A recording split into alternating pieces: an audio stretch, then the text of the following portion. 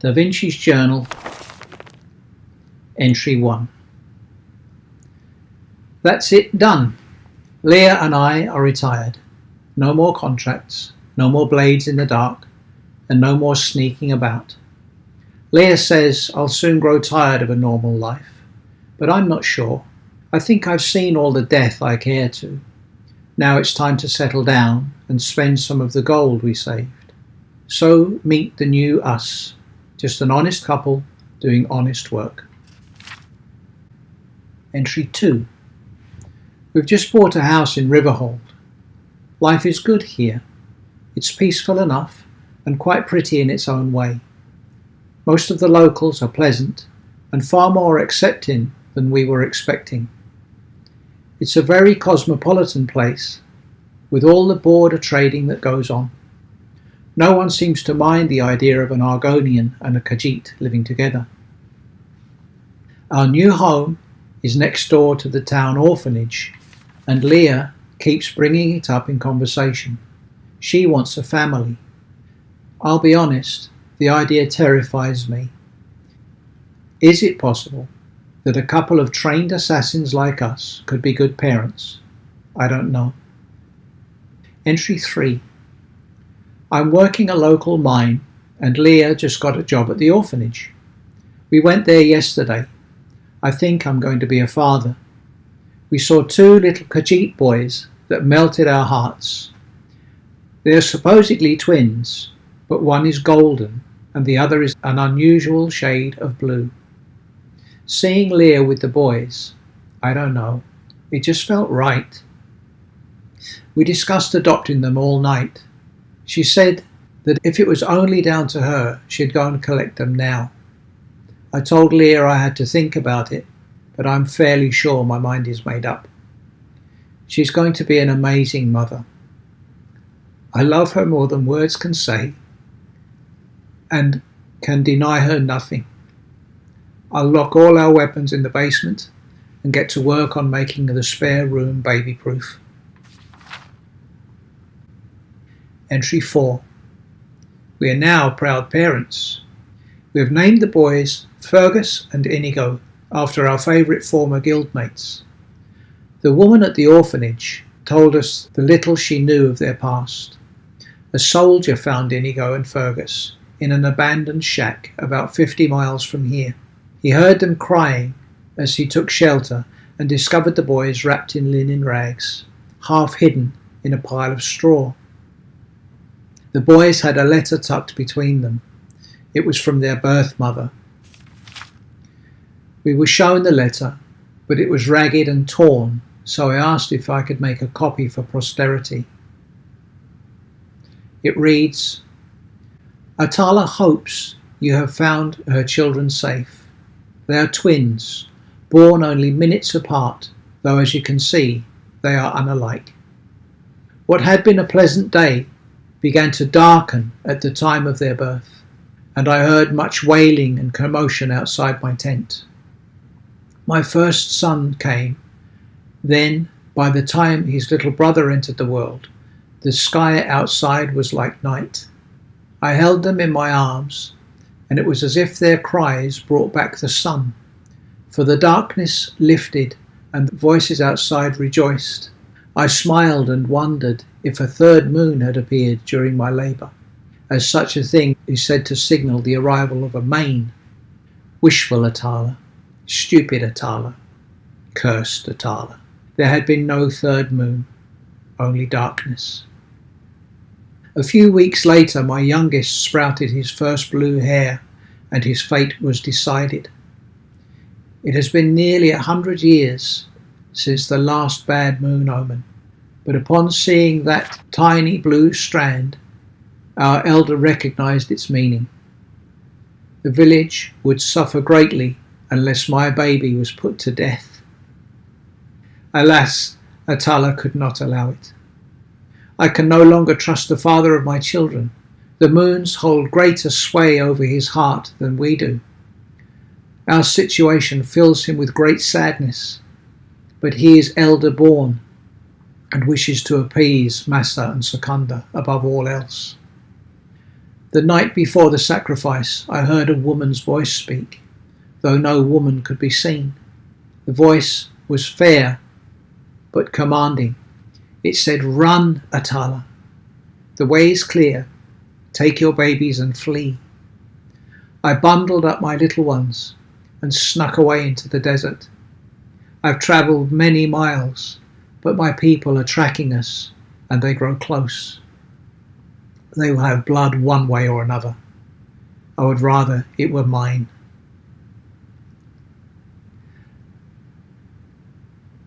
Earlier the woman's voice spoke up again inside my head. She said I must go now and draw our pursuers away from this place. She said my children will be found here by one who can help them. As strange as it sounds, I believe her. Please take my darlings to safety. And when they are old enough to understand, tell them that Atala loves them still. Wow. Leah says that she has never heard of such a barbarically pious tribe in her homeland, but the existence of such people does not surprise her. There are stories of forgotten settlements that still thrive in isolation among the shifting sands. Atala must have hailed from such a place. Her plan worked, and now her boys are safe and loved. Leah and I will do our utmost to give them the best of everything. When they are old enough, we will tell the boys about their mother and what she has endured to save their lives. It is a sad tale, and I'm not sure if we will ever tell them absolutely everything. That is a worry for another day. Here and now they are happy, and they make us happy. Long may it last. Entry 5. Leah and I are just back from a job. I know, we're retired, but it was good to flex those old muscles again, and it was only a group of outlaws. The thugs had been terrorising a village a few miles away, so we waited until dark, left the boys at the orphanage with one of Leah's co-workers, tooled up and took care of business. By the hist, it felt good. I must admit that my armour is getting a little snug, but it seems Leah and I are as good a team as ever. I love her so much. When we returned to the orphanage, Leah's friend led us to the basement where Inigo and Fergus were chasing spiders. They looked so adorable, I had to draw them. Entry 6. We've decided to teach the boys how to handle themselves. I'm sure many would say they're too young for weapons, but it's a harsh world out there, and we both agree they'll be better off with a little training. Inigo instantly took a shine to archery, while Fergus seems to favour the sword. They both show great aptitude even at such a young age. I'm a very proud father. Fergus is already turning into a determined and thoughtful boy.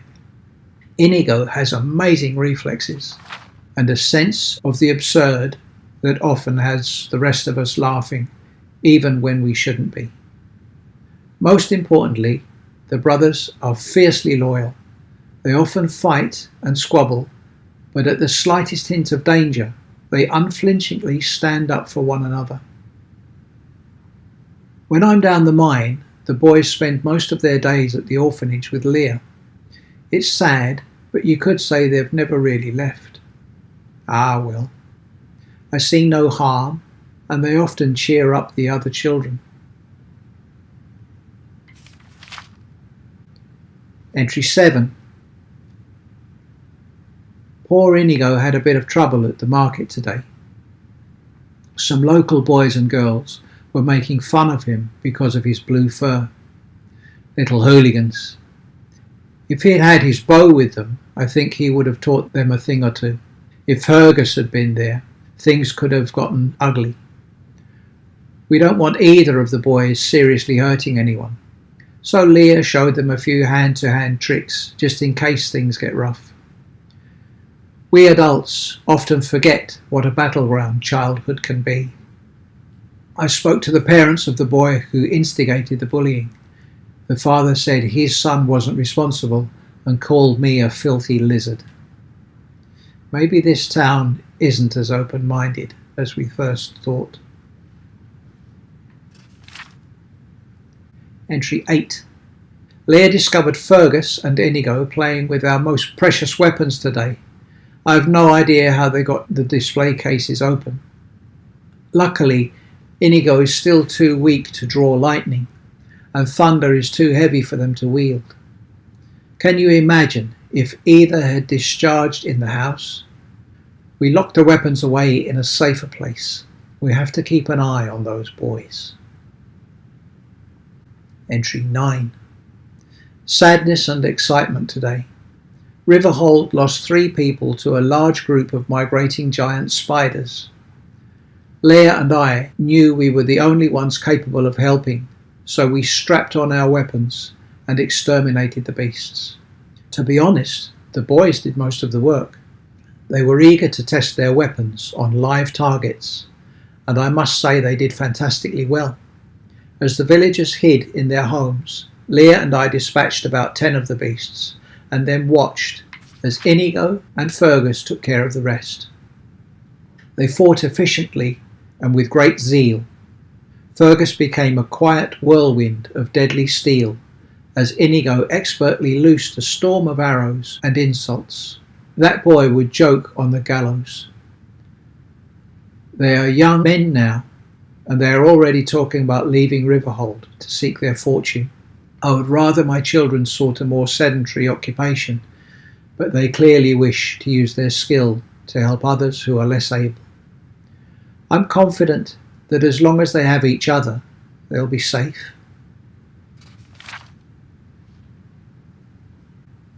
Entry 10. Our little boys are now men. It feels like only yesterday they were just fuzzy little bundles. Leah and I have agreed to let them travel the land in search of their fortune.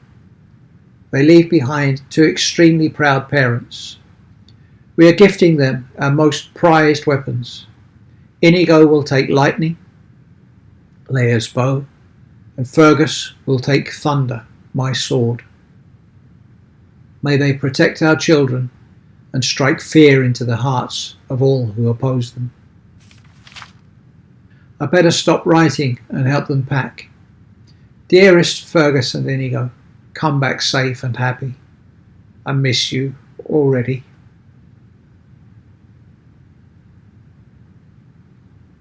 Entry 11. They're gone. Our boys, our sons, our greatest achievement. Leah and I are already growing restless, rattling around this empty house. Everything is the same, but everything has changed. They'll return in a few years, and I cannot wait to see the men they will surely have become. Until that day, we'll keep the fire stoked and their rooms ready. Entry 12. A courier brought us news from the boys today. It's been over a year since they last sent word. They are well and happy. They say they have had many adventures and are now heading to Cyrodiil. They have caught the travelling bug and want to see as much of Tamriel as they can before coming home. I'm so glad they're all right. The letter has put us in a fantastic mood. Leah and I went to the inn and had a few drinks. We spent most of the night toasting our boys repeatedly. They are happy, they are safe, and they are together. All is well. Entry 13. We haven't heard from Inigo and Fergus in a long time, but I'm sure they're okay. There's a lot of world out there to explore. Let them have their fill of it before returning. They're not the only ones who feel the call of the road. Leah and I are growing tired of our inactive lifestyle. Perhaps we can go on a little trip of our own. Something with a bit of risk and adventure. It has been far too long. Entry 14. Adventure has found us. I can't wait to hit the road again. A trading caravan passed through town today, and they were looking for guards. It's perfect. A bit of travel, a bit of adventure, and who knows, we may even bump into Fergus and Inigo. We join the group tomorrow. Leia is choosing her armour at the moment. I think we should each take a light and heavy set. It sounds like we could be passing through bandit territory. Nothing we can't handle, I'm sure. Leia is calling me. I'd better get my things together. Wow.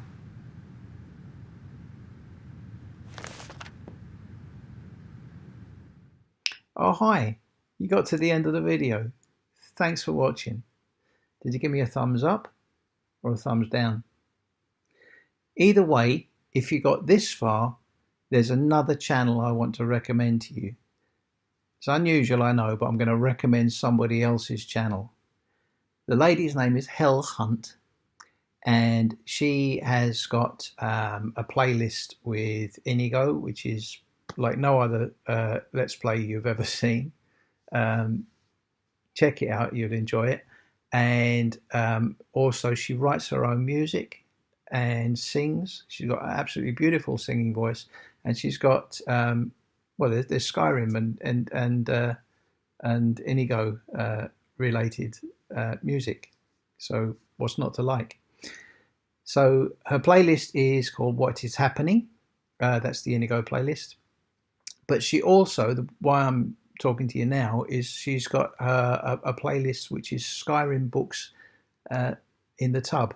So she reads in the tub, don't judge.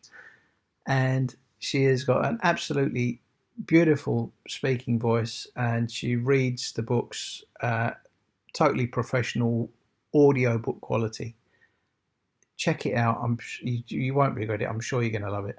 The link to her entire channel will be up here, and the link to the Books in the Tub playlist will be up here. Please check it out. Get back to me. Let me know what you think. Enjoy. And thanks for watching again.